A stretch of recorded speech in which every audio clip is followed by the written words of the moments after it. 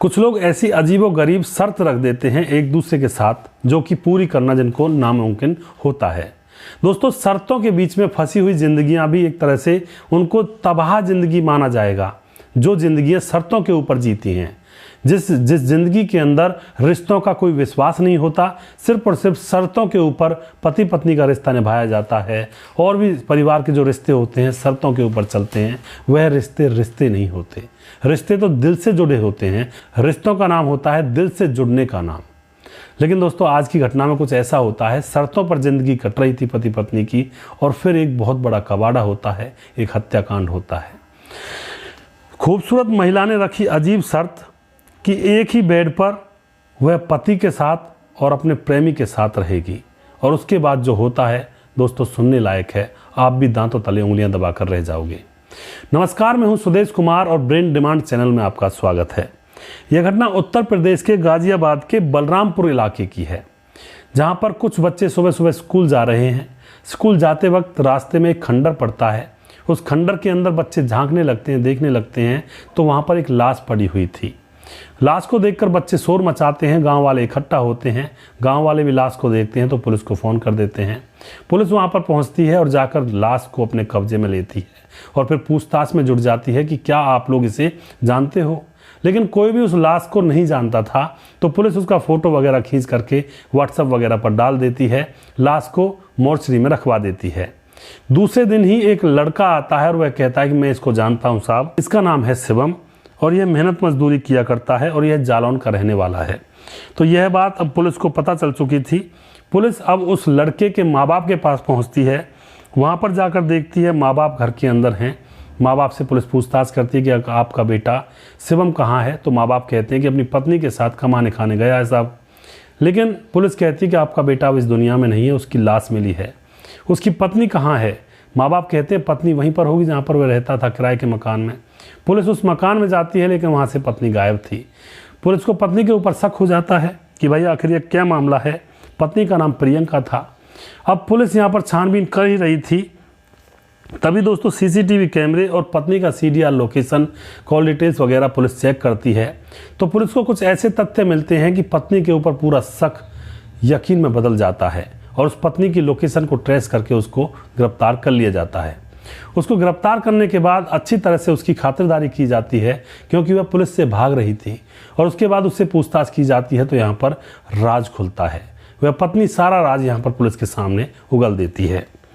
वह बताती है कि शिवम ने प्रियंका से जो शादी की थी, तो प्रियंका की यह दूसरी शादी थी। दोनों पति पत्नी आराम से रह रहे होते हैं घर के अंदर। अब ये दोनों प्लानिंग करते हैं क्यों ना शहर कमाने के लिए जाया जाए। तो दोनों ही कमाने के लिए शहर आ जाते हैं और यहाँ पर किराए का मकान लेते हैं। वहाँ पर दोनों रहने लगते हैं। दिन में पति कमाने के लिए जाया करता, पत्नी घर पर आराम से मौज मस्ती किया करती, टीवी फोन वगैरह देखा करती। अब एक दिन क्या होता है, प्रियंका घर में पीछे से बोर हो रही थी, तो बाजार घूमने के लिए चली जाती है। सोचती है कुछ ना कुछ सब्जी वगैरह ले आऊँगी और घूम आऊँगी।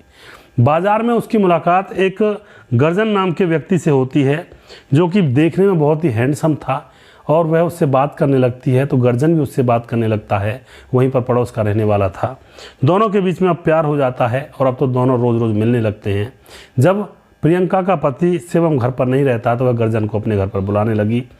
और दोस्तों, अब यहाँ पर क्या होता है, वह उसके साथ घूमने भी लगती है। लेकिन जब पति घर पर आता है, तो अब पति को पता चल जाता है कि उसकी पत्नी की आखिर करतूत क्या है। तो पत्नी को डांटता है, धमका देता है, और पत्नी को पीटता भी है।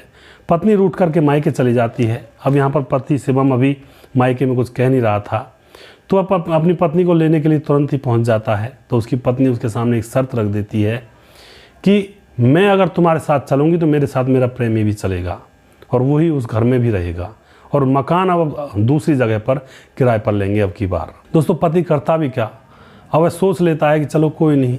तो वह अपनी पत्नी को ले आता है, दूसरी जगह पर किराए पर मकान लिया जाता है।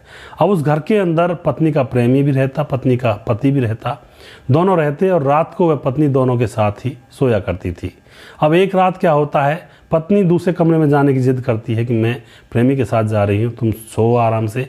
लेकिन पति को बहुत गुस्सा आता है, उसको अपना प्यार बढ़ता हुआ नजर आ रहा था। तो पति को बहुत ज़्यादा गुस्सा आता है, तो वह उनका विरोध करने लगता है। लेकिन प्रेमी प्रेमिका दोनों के प्यार में, इश्क में पागल हुए थे, और दोनों ही कोई पागलपन के दौरे से आ रहे थे। अब वह जैसे ही देखते हैं कि यहाँ पर पति विरोध कर रहा है तो गर्जन सिंह और जो प्रियंका है दोनों ही उसकी हत्या कर देते हैं। उसकी गला दबाकर हत्या कर दी जाती है।